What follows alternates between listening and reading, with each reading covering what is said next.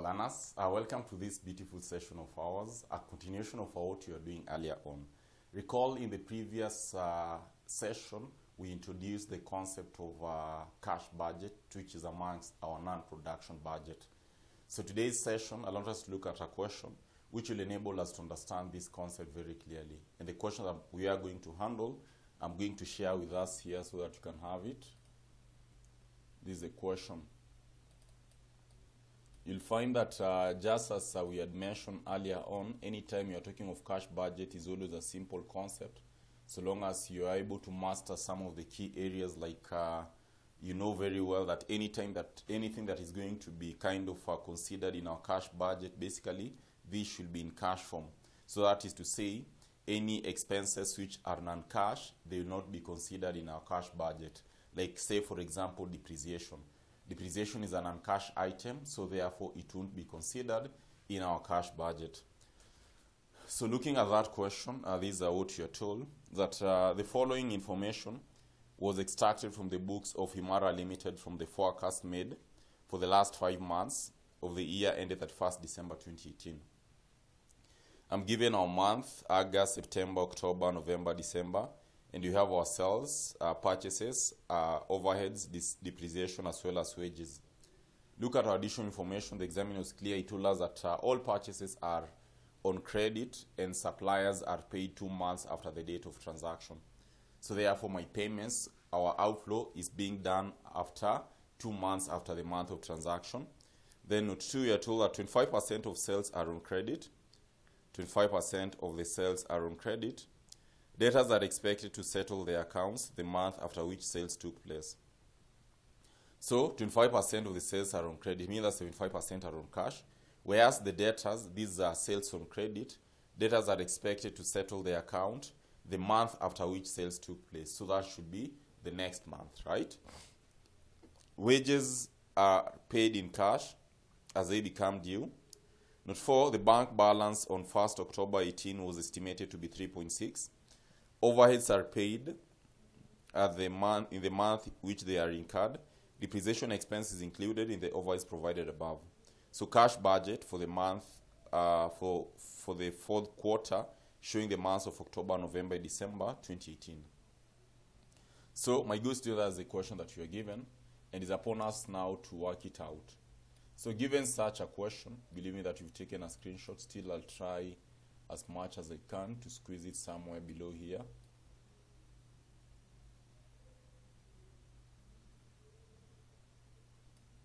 So that is our question, which we are supposed to solve it, right? So recall, first of all, the format of our cash budget. That is one thing that should click at the back of our mind always. The other thing that you should be able to focus on is to consider our aspect to do with cash inflows and cash outflows. So first thing first, at this point, I know very well we need to prepare our cash budget. So I need to ask myself, what are our receipts in terms of the sales? How much do you collected in form of cash? In form of cash, that is in relation to what? In relation to our sales. So that should take us straight to working number 1. Let's just have it as working number 1. At this point, I want to compute what? We want to compute our sales receipts. We want to compute our sales receipts to determine how much will we be collecting in form of our sales, the cash that of course we've kind of sold. So in this case, I'm having how many months were we given there? In that case, you can clearly see I was given the month of August, September, October, November, December. So I'm having August, September,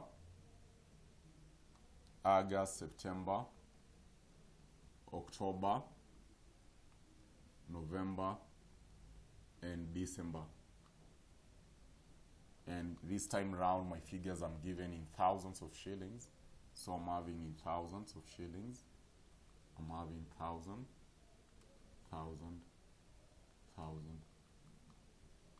So remember, this is also one way of forecasting. These are also part of forecasting. That's why we're talking of budgeting. It's something that should occur in future. It hasn't yet occurred, right? So in this case, talk of our total sales. So talk of our total sales. So total sales Total sales in the month of August, we had 42,000. So I'm having 42,000. September, you can clearly see we had 26,000. October, I'm having 28,000. November, I'm having 32,000. December, we are having 38,000. So these were our total sales. These were our total sales. I'm not interested with the sales that we made. I'm interested with the cash that we collected. So therefore, consider the cash that we collected here.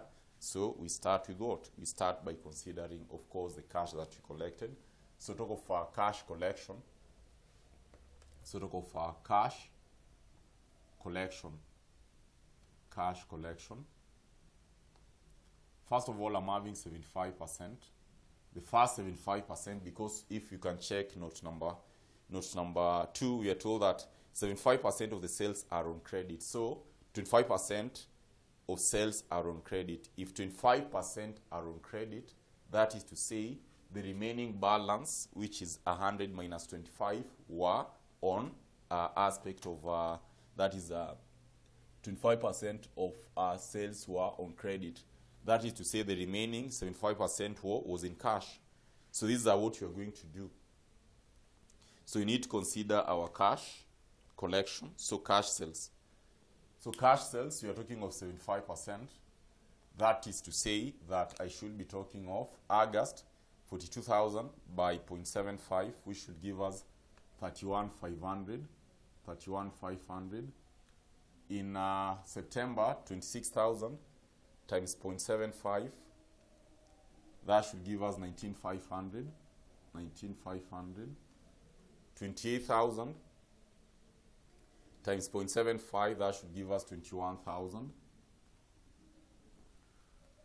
November, 32,000 by 0.75, that should give us 24,000. And finally, 38,000 by 0.75, that should give us 28,500. So that is our cash collected. Cash collection. These are our cash sales. These were our cash sales. Then what about 25%, the credit that remained? What were we told? Look at that note 2 still. We are told that 25% of the sales are on credit. Debtors are expected to settle their accounts the month after which sales took place. So my good still, that is to say 25%, the remaining balance to be collected. These were the credit sales to be collected, which is 25%. I'll be collecting it 1 month after the month of sales. So that is to say the remaining 25% of August, we are going to collect it in the month of September, which is 10,500. 25% of September, I'm going to collect it in October, which is 6,500. I'm talking of 25% of what? 26,000. Whereas in November, the same case will apply 25% of the sales in October, which is 28,000. I'm going to have 7,000. Then in November, I'm having 25% times 32,000, which should give us 8,000. So in that case, we've collected. These are our collections. These are our collections. So having that, confidently, I can come and determine our cash now. These are total cash collection. Total cash collection.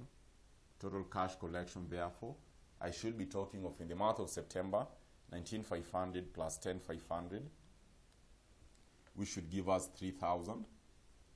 October, I'm having 21,000. This should give us 30,000, right? October, I'm having 21,000 plus 6,500. This should give us 27,500. 24,000 plus 7,000. This should give us 31,000. 28,500 plus 8,000. This should give us 36,500. So these are our collections. And that is where our focus should be. That is where our focus should be. That is where our forecast should be. That is where our forecast should be. Now, once we have determined that, the other key area to consider, that is if we were to talk of note number 2, you're done with that. Wages are paid in cash as they become due. All purchases are of credit and suppliers are paid 2 months after the date of transaction. That is note 1. So we need to consider the payments to our suppliers. So term it as working number 2. Our focus is to consider payments to our suppliers. So payments to our suppliers. So the same case, we have to consider our period. That is August, September, October, November, as well as December. Our figures still are in thousands, or what were we given? Yeah, for purchases we're also given in thousands. So I'm having our figures also in thousands here. In thousands, in thousands, thousands, thousands. So basically this is what we do have. This is what we do have. This is what we do have. So having this case, considering our purchases. So first thing first, total purchases. Total purchases. We are given our total purchases. We just copy paste the way it is. And if you can check there in our question, our total purchases at that point, we had a figure of, that is of course 24,000. September we had 25,000. October we had 14,000. 14,000. November we had 16,000 and 18,000. So these were our purchases. But remember, we are paying these purchases 2 months after the month of transaction. 2 months after the month of transaction. So therefore, what will you consider? I'll put the question on top there so that you work it out correctly. Now, talk of our payments. Payments, I'm doing it after 2 months. So that is to say, the payments in August, which is 24,000, I'm going to make the payments in the month of October, 24,000. Payments for September, I'm going to make such payments when? In November, which is 25,000. As well as payments for October, I'm going to make these payments, that is of course payments for October, we are going to make them in the month of December, which is 14,000.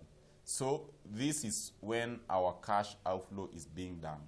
So these are where we're having our cash outflow. Because remember, the whole concept of cash budget, basically, our focus basically is on inflow and outflow. Cash inflow and cash outflow.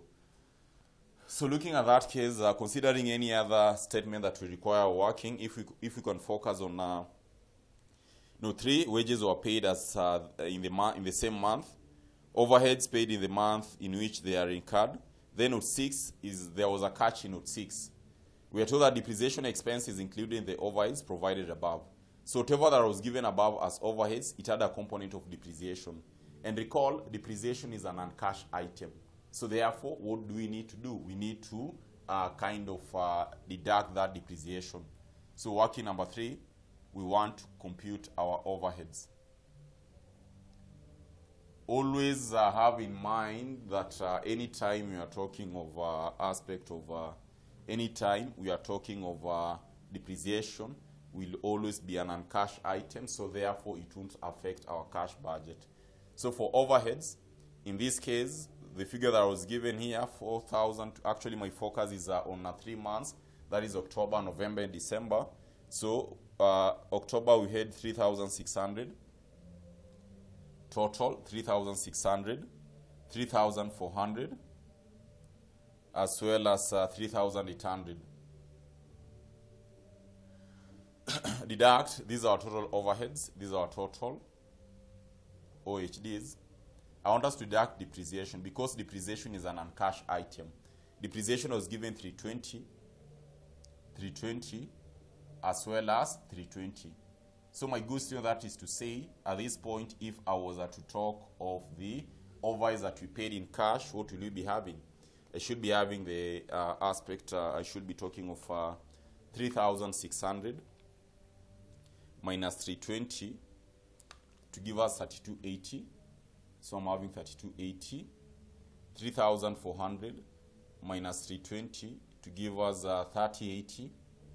And lastly, we should be talking of 3,800 minus 320 to give us 3480. So that is what we should have. That is what we should have. That is what we should have. That is what we should have. So basically, we're done with our workings. Now, whatever that has remained is just a matter of us to copy and paste. So first thing first, I want to mark for me these figures because they'll be very important for us so that I can remove the question and you work out our cash budget. Given the fact that note number, that was note number 4. The bank balance on 1st October 18 was estimated to be 3.6. So that will be our opening balance. That will be our opening balance. So, believing that you have marked the question, allow Mwalimu now to prepare our cash budget. So therefore, my cash budget will be our cash budget for the month of September, or rather for the month of October, November, and December. And our figures here, I'm going to take our figures to be in thousands. I'm going to take our figures here to be in thousands because that is what you are given. Our figures are in thousands. That is what you're going to work with. So at this point, just recall the format of the cash budget that Mwalimu gave us. The format of cash budget that Mwalimu gave us.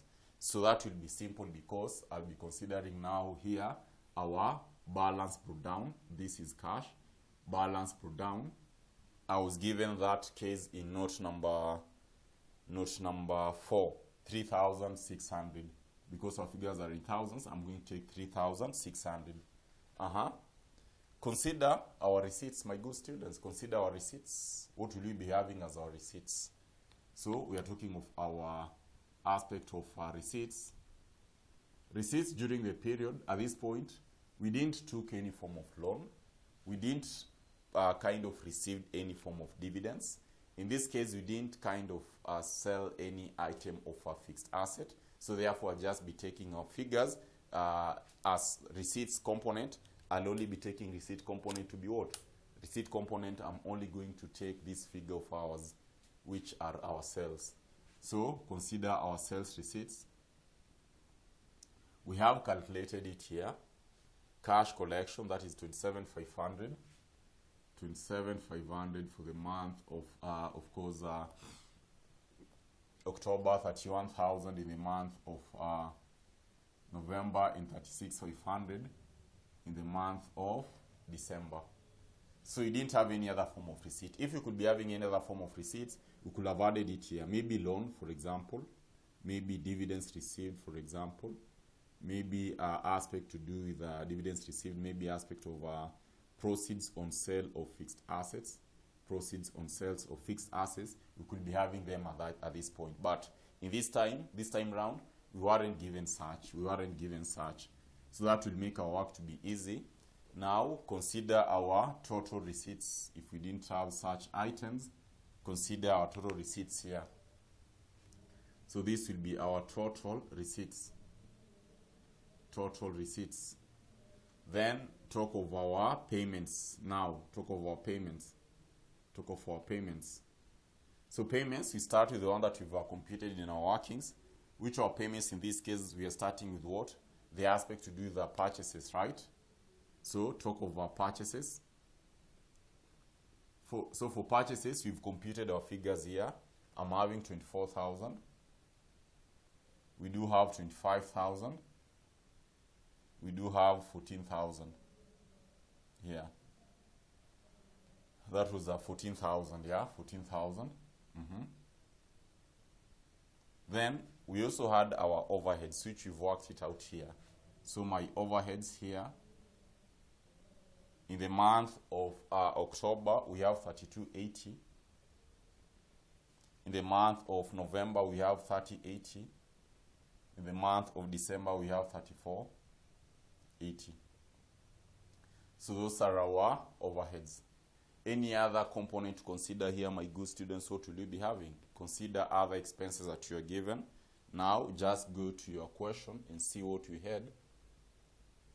See what we had. Like squeezing it there. The only item that has remained is what? Aspect to do with depreciation. Not depreciation per se, but wages, right? Because depreciation is an uncashed item. So you're told that wages you are paying in the month that they were due. So to go for our wages, therefore, my wages, we should be talking of 13,000. Not, we are looking at October, sorry. In October, I'm having 9,600. November, I'm having 12,000. I believe that you are all good. You are all on the same page. We're having 12,000, right? So basically, this is what we should have, so that at the end of the day, my good students, we can determine our total payments. We can determine our total payments. We can now determine our total payments. So no need of this, because already we've displayed it there.